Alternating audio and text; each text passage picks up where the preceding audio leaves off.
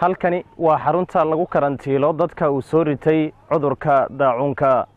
guud ahaan ismaamulka Wajeer ayaa cudurkani waxa ay wasaaradda caafimaadka dawladda countiga Wajeer ay ka diiwaangelisay tiro lagu qiyaasay bukaanadu 174 halka 115 la dabiibay kadib markii ay caafimaadeen dib loo fasaxay.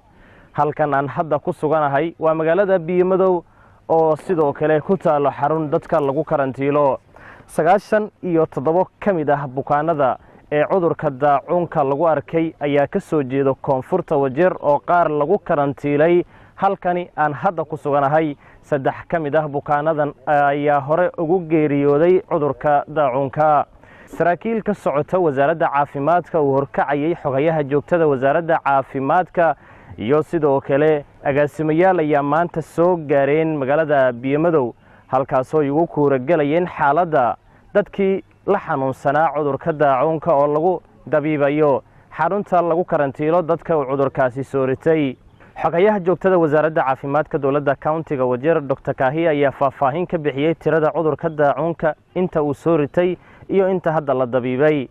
dhanka kale waxa uu baaq u jeediyay dadweynaha ismaamulka Wajeer inay ka feejignaadaan cudurkani oo halis ah waxaana cudurkan lagu kala qaado iyo waxa markaasi looga hortago ayaa uu dadweynaha u kala hadlay.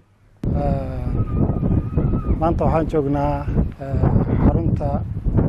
lagu daaweeyo dadka daacuunka ku dhacay Biyo-Madow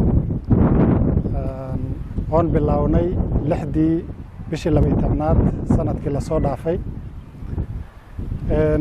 ilaa waqtigaas waxaa soo maray 97 qof 57 ay yihiin haween 40 rag ay yihiin. guud ahaan Wajir South waxaa laga daaweeyay daacuunka 115 qof 97 lagu daaweeyay. Biyo-Madow waxaa dheer intii Biyo-Madow aan laga furin xaruntan in 15 qof loo gudbi Dhagaxley oo lagu daaweeyay. 3 ciyaal ahna ay maaragtay ku geeriyoodeen. tan iyo hadda intii la furay xaruntan wax maaragtay geeriyooday ma jirin. waxaa maaragtay taas ay ku tusinaysaa shaqadii la qabtay inay tahay shaqo guud ahaan lagu guuleystay. waxaa kale oo maaragtay meeshan waxaa gacan naga sii hay-adaha inkasta oo inta badan ay maaragtay shaqadan ay maaragtay qabatay Wajir County shaqaalana meelo badan oo countiga kamid ah laga keenay. waxaa kaloo shaqaale noogu deeqay hay-adda Save the Children oo noo keentay kalkaaliye isagana maaragtay dadka meeshan ka shaqagalaya kamid ah. ilaa ay waqtigan bilownay waxyaabo badan halkan laga qabtay. xaruntan aad arkaysaan ayaa maaragtay gooni dadka lagu karantiilo ayaa la sameeyay oo tendooyinkan iyo shaqadan la qabtay oo dhanba maaragtay asaaskeeda markaas la bilaabay. waxaa marka kale oon qabanay in wacyigelin aan sameeyno in qofkii la keeno maaragtay tixraac lagu sameeyo oo ilaa ay meeshu ka imaaday intii qof uu la kulmay la maaragtay la raadsho oo maaragtay shaqo laga qabto. waxaan keenay daawooyin badan oo maaragtay meeshan xaruntanaytow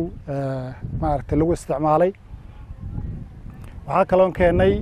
in maaragtay si dadkii loo karantiilo raashin meesha loogu kariyo in maaragtay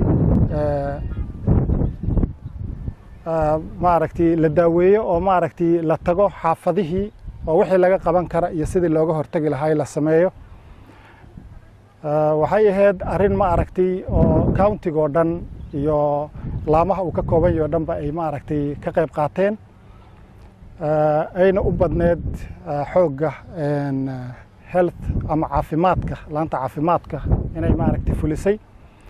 halkan ilaa ay waqtigan furnay ilaa hadda waxaa jira maaragtay baabuur ambulance ah oo taagan oo maaragtay wixii markaasayto looga fursan waaye ama halkan aan u aragna maaragtay meel ka dheeraad ah inay uu ka heli kara caawimaad loogu qaadayo. in shaqaalihii iyo baabuurta kala heegan ay yihiin oo marka qofkii la keenaba maaragtay gurigii iyo maaragtay la booqanayo shaqo laga qabanayo. waxaan marka wacyigelin u sheegaynaa dadkii in ayagana ay ka qayb qaataan arrintii nadaafadda la ilaaliyo in haddii qof lagu arko shubankaas ama waxyaabahaasaytow markiiba lala soo socodsiiyo maaragtay shaqaalaha caafimaadka si degdeg arrintii wax looga qabto in maaragtay uu sii faafin oo maaragtay haddee waqti aan lagu haysanin guryaha oo markiiba maaragtay la keeno xarunta ilaa hadda waxaa xarunta soo maray hal qof oo mar labaad uu cudurkii ku soo laabtay marka waxayna tusinaysaa in maaragtay wacyigelintii wax aan wadanayn ay maaragtay wax qabanayso marka waxaan ku sii boorinaynaa dadkii in maaragtay ay foojignaadaan in biyaha maaragtay la iska daaweeyo tuulooyinka nagu dhow oo maaragtay laga keenayana maaragtay ayagana maaragtay shaqaan ka wadnaa in marka dadkii ay fariisanin oo lagu ilaalinin un maaragtay shaqaalaha caafimaadka laakiin ayagana ay xibeen ka noqdaan oo ay ka qayb qaataan ayaan ku boorinaynaa wasalaamu calaykum waraxmatullahi wabarakaatu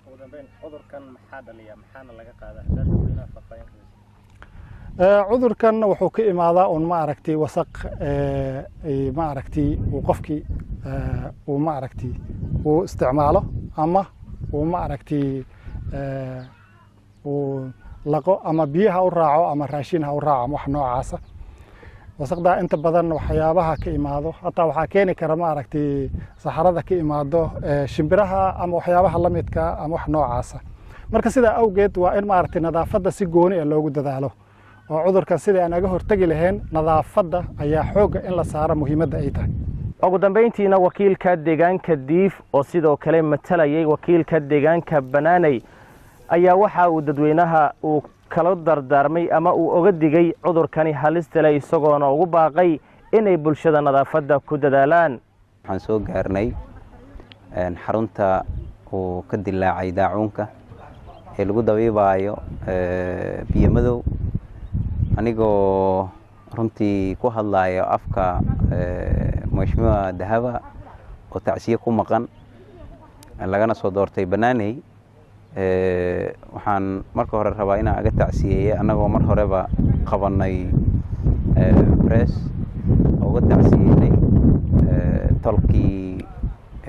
aga geeriyoodeen saqiiradii maalmaha uu daacuunka bilaabanayay waxaanan rabaa inaan dhaho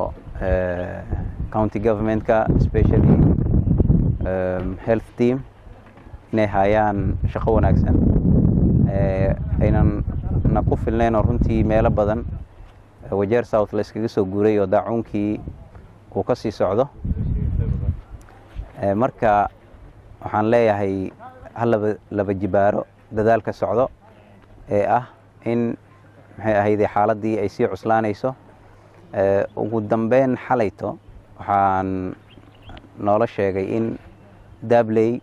oo maxay ahayd bukaan laga helay marka xanuunkii wali sidii buu u taagan yahay waxaanan u sheegaynaa shacabka in farajignaan badan iyo nadaafadii oo la ilaaliyo qaasatan biyaha iyo cuntada intaba la iska ilaaliyo lana shaqeeyo rugyada ama caafimaadka dhaqaatiirta ka shaqeynayso iyo kalkaaliyayaasha intaba lagana farajignaado waxyaabaha sii faafin karo cudurka sida isku socodka faraha badan iyo in reerihii uu xanuunka ka dilaacay booqashada iyo isku socodka oo lagu badiyo ayaan aga boorinayaa waxaana gowaabinayaa shaqada wanaagsan oo ay wadaan waaxda caafimaadka ugu dambeyntiina gudoomiyaha magaalada Biyomadow ayaa u mahad celiyay dawladda countiga Wajeer waxaan leeyahay aad baan mahad u celinaynaa dawladda countiga arrinta markay qabsatay aad baan noo caawiyay waxaan noo keenay dhaqaatiir fara badan daawo la keenay waxaa la keenay ambulance standby iyo laba gaari ambulance iyo gaari kale oo gurigii dib ka dhaca oo qof laga soo qaada ay nimankan dhaqaatiirta soo buufinayaan soo faa markii saddexda ruux dhinteen kadib qof kale meesha ku dhintay malaha soo sheegay PSka waa runtiis aad baan mahad u celinaynaa dawladda midda wacyigeliska aad baa loo wacyigeliyay dadka meel kasta waxaa la dhigay waxyaalaha gacmaha lagu dhaqdo iyo saabuun jargamaan la geeyey meel walba waxaan malaynayaa arrinta aad baa loo qaatay waa la qaatay haddaan la qaadanin cudurkan hadda intan kuma ekaadeen wuu ka badan lahaa wuu ka zaa'id ah dhibkana annaga keli maaha shimbarbuul iyo meelo badan waa nala qaba hata dabli maanta waxaa laga keenay new cases dad baa laga keenay marka dowladda waxaan leenahay annaga aad baan mahad ugu celinaynaa si kastaba ha noqotee tan iyo markii guud ahaan ismaamulka Wajeer cudurka daacuunka uu ka dilaacay ayaa waxaa u geeriyoodeen 3 qof halka boqolaal kalena ay cudurkani uu soo ritay wasaaradda caafimaadka ayaa dadweynaha uga digtay cudurkani halista iyagoo ugu baaqday bulshada in ay ku dadaalaan nadaafadda